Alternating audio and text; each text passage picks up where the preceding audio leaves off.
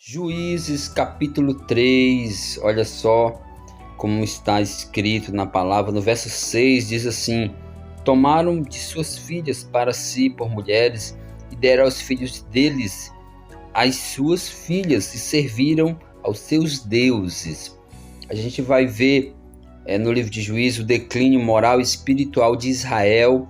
Estava ali um período sem governo humano, assim. Deus ele estava levantando alguns juízes para julgar o povo. Na verdade, depois da morte de Josué, o povo de Deus ele ficou fazendo meio que o que queria, né?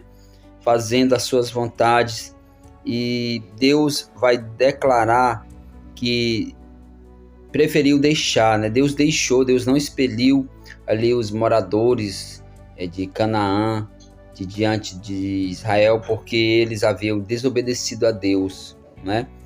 E aí passaram então a ter que conviver, né? A ter que serem provados, porque na verdade eles caíram nos laços, né, da fantasia, do momento, daquilo que era aparentemente bom aos seus olhos, se esqueceram. A Bíblia vai dizer, isso é uma coisa inacreditável aqui no versículo de número 7.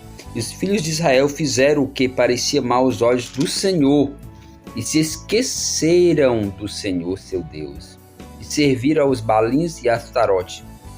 Quantas pessoas se esquecendo de Deus. Essa hora estão com os pensamentos nas festas, nos eventos, nos banquetes, nos amores da vida, entre aspas, mas tem se esquecido do Senhor. A Bíblia vai dizer que a ira do Senhor se acendeu contra Israel, no verso 8, e ele os vendeu em mão do rei aqui da Síria.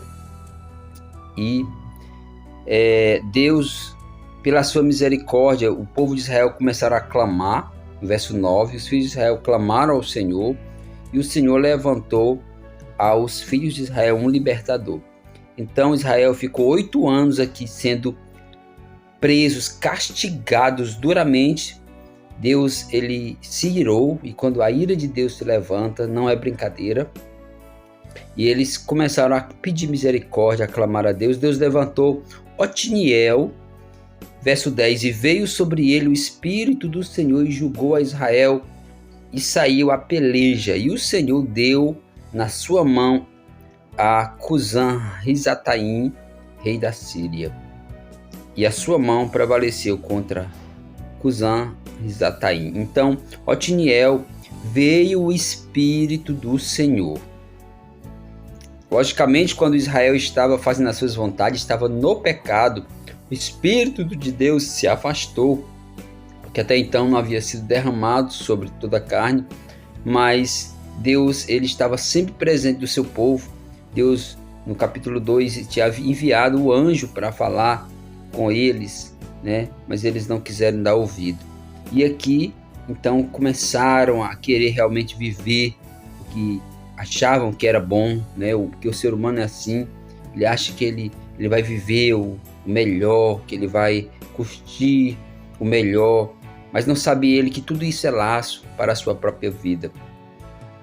E Deus, pela sua misericórdia, que enviou, né, e eles os livraram, que Otiniel o livrou, e a terra sossegou 40 anos. Depois, mais uma vez, os filhos de Israel tornaram a fazer o que parecia mal aos olhos do Senhor, e o Senhor levantou Eglon, rei dos Moabitas, contra Israel, porquanto fizeram o que parecia mal aos olhos do Senhor.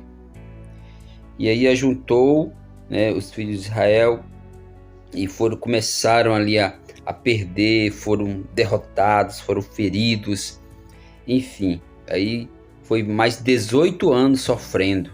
Depois Deus levanta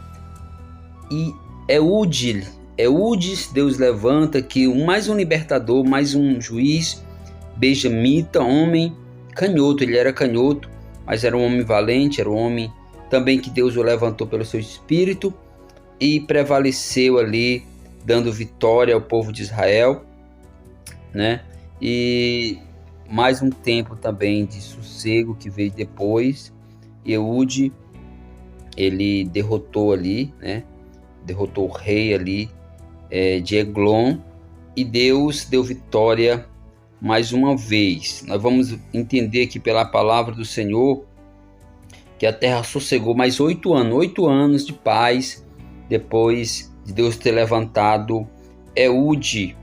Aí, no verso 30 do capítulo 3 vai dizer assim: foi subjugado Moabe naquele dia debaixo da mão de Israel, e a terra sossegou 8 anos. Depois dele foi Sangar, filho de Anate, que feriu 600 homens dos filisteus com uma aguilhada de bois, e também ele libertou a Israel. Então Deus levantava alguns homens dentro das próprias tribos, dentro do próprio povo de Deus. Deus levantava alguns homens para lutar contra os opressores do seu povo. Então o Espírito Santo é ele que vai levantar também pessoas comuns, pessoas no meio do nosso povo, para libertar. Vamos orar. Eterno Deus, Senhor Jesus, Espírito Santo, tem misericórdia. Nós não podemos viver sem Ti. Ajuda-nos a Te obedecer. Ajuda-nos a Te ouvir, Senhor. Cura, levantam homens, meu Deus. Não deixa que percam, que se submetam aos inimigos, ao pecado, que é o inimigo, Senhor, da santidade de Deus. O Teu poder se aperfeiçoa no homem que Te busca, no homem que Deus, que se quebranta diante de Ti. Tem misericórdia, salva essa geração, meu Deus. Vivemos tempos semelhantes, onde há quedas, onde há, meu Deus, apostasias. Tem misericórdia, abençoa todos que estão acompanhando esse propósito aqui. Estamos no capítulo 13, Senhor, abençoa, que possamos crescer na graça e no conhecimento, e o Senhor fortaleça-nos, em nome de Jesus. Amém.